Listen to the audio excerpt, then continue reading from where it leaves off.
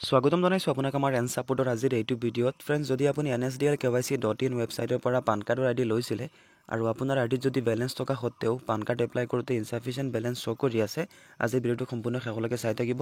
মই আজিৰ এইটো ভিডিঅ'ত আপোনাক সম্পূৰ্ণ সমাধান দেখুৱাই দিম কেনেকৈ আপুনি এইটো সলিউশন কৰিব মই আপোনাক দেখুৱাই দি আছো ভিডিঅ'টো স্কিপ নকৰাকৈ সম্পূৰ্ণ শেষলৈকে চাই থাকিব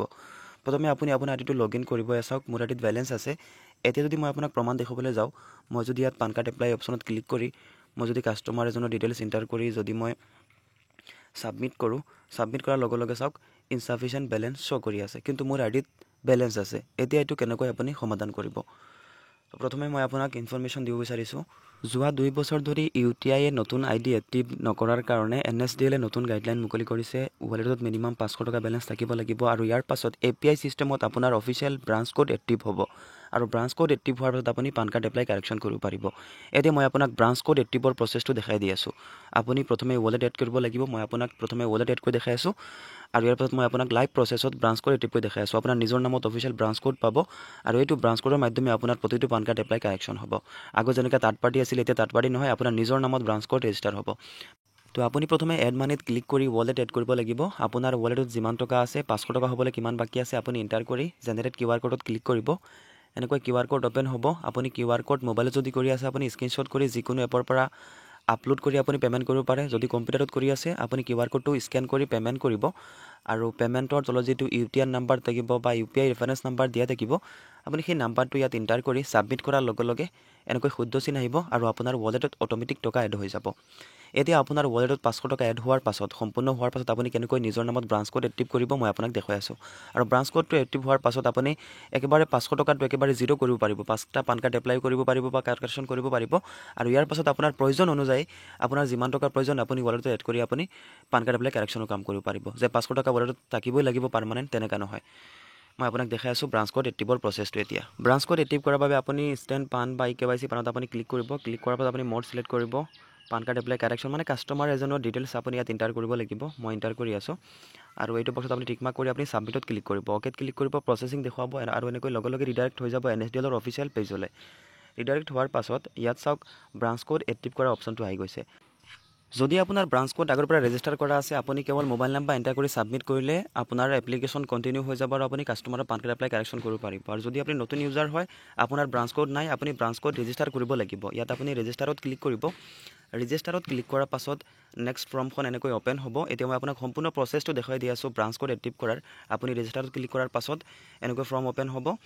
আৰু ইয়াত চাওক আপোনাৰ ইউজাৰ নেম এন্টাৰ কৰাৰ অপচনটো আহি যাব ইয়াত আপুনি আপোনাৰ নিজৰ নাম এন্টাৰ কৰিব লাগিব আৰু ইয়াত চাওক VLE code agent ID branch code ইয়াত ওপৰত আহি গৈছে অটোমেটিক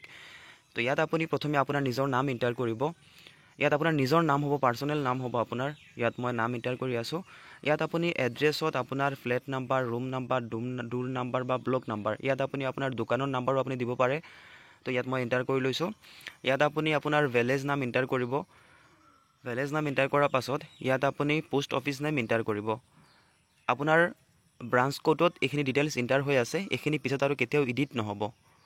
ইয়াত আপুনি আপোনাৰ সাব ডিভিজন নেম আপুনি এন্টাৰ কৰিব মই এন্টাৰ কৰি আছো সিটি নেম টাউন নেম ইয়াত আপুনি আপোনাৰ ডিস্ট্ৰিক্ট নেমটো এন্টাৰ কৰিব এইটো বক্সত টাউন নেম নিদিব ডিস্ট্ৰিক্ট নেমে দিব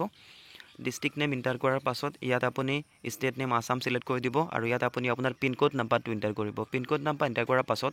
ইয়াত হৈছে মেইন বস্তু ইয়াত আপুনি আপোনাৰ মোবাইল নাম্বাৰ এটো এন্টাৰ কৰিব লাগিব যেটো আপুনি আপোনাৰ ব্ৰাঞ্চ কোডত ৰেজিষ্টাৰ কৰিব বিচাৰে আপুনি সেন্ড ওটিপিত ক্লিক কৰিব সেন্ড ওটিপিত ক্লিক কৰাৰ পাছত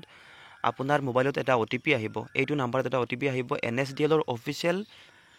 ওটিপি আহিব চাব মই আপোনাক দেখাই আছো এনএসডিএলৰ অফিশিয়াল সাইটৰ ফালৰ পৰা ওটিপি আহিব আৰু ওটিপিটো আপুনি এইটো বক্সত এন্টাৰ কৰিব লাগিব তো মই ওটিপিটো এন্টাৰ কৰি আছো ইয়াত টাইমাৰ চলি আছে যদি ওটিপি নাহে আপুনি ৰিসেন্ড কৰিব পাৰে এয়া চাওক এনএসডিএলৰ অফিশিয়াল প্ৰটিনৰ ফালৰ পৰা ওটিপিটো আহি গৈছে মই ওটিপিটো এন্টাৰ কৰি আছো আৰু মই ভ্যালিডেট ওটিপিত ক্লিক কৰিছো ক্লিক কৰাৰ লগে লগে চাওক ওটিপি ভ্যালিডেট হৈ গৈছে এতিয়া ইমেইল আইডি ইয়াত এন্টাৰ কৰিব ইয়াত আপুনি এটো ইমেইল আইডি এন্টাৰ কৰিব যেটো ইমেইল আইডি আপুনি এনএসডিএলৰ ব্ৰাঞ্চ কোডত দিব বিচাৰে এটো আৰু এডিট নহব কেতিয়াও এটো আপুনি ইমেইল আইডি এন্টাৰ কৰিব আৰু আপুনি ৰিকুৱেষ্ট ওটিপিত ক্লিক কৰিব ৰিকুৱেষ্ট ওটিপিত ক্লিক কৰাৰ পাছত আপোনাৰ ইমেইলতো এটা ওটিপি আহিব আৰু ইমেইলৰ ওটিপিটো আপুনি এটো বক্সত এন্টাৰ কৰিব লাগিব যদি ইমেইলত এবাৰত ওটিপি নাহে আপুনি ওটিপিটো ৰিটাৰ্ন কৰিব পাৰে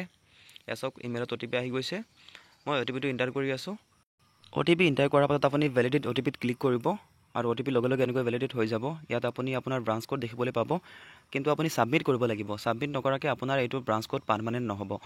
তো আপুনি এতিয়া ছাবমিটত ক্লিক কৰিব। ছাবমিটত ক্লিক কৰাৰ লগে লগে এনেকৈ লোডিং হ'ব আৰু চাওক ইয়াত thank you for using NSDL Protean service আৰু আপোনাৰ ব্ৰাঞ্চ কোড ৰিকুৱেষ্টটো ছাবমিট হৈ গৈছে। আৰু ইয়াত আপোনাৰ এজেণ্ট ID হয় এইটো। আপুনি এইটো এজেণ্ট ID আপুনি স্ক্ৰীনশ্বট কৰি ৰাখিব পাৰে বা আপুনি কপি কৰি ৰাখিব পাৰে। এতিয়া যদি আপুনি অ'কেত ক্লিক কৰে, আপুনি যিজনৰ কাষ্টমাৰৰ ডিটেইলছ এণ্টাৰ কৰিছিলে এইখন কণ্টিনিউ হৈ যাব। আৰু যদি আপুনি বেক কৰে, আপোনাৰ ব্ৰাঞ্চ কোড ইমানখিনিতে ৰেজিষ্টাৰ হৈ গ'ল। এতিয়া আৰু নেক্সট টাইম ইনচাফিচিয়েণ্ট বেলেঞ্চৰ প্ৰব্লেম শ্ব' নকৰে। চাওক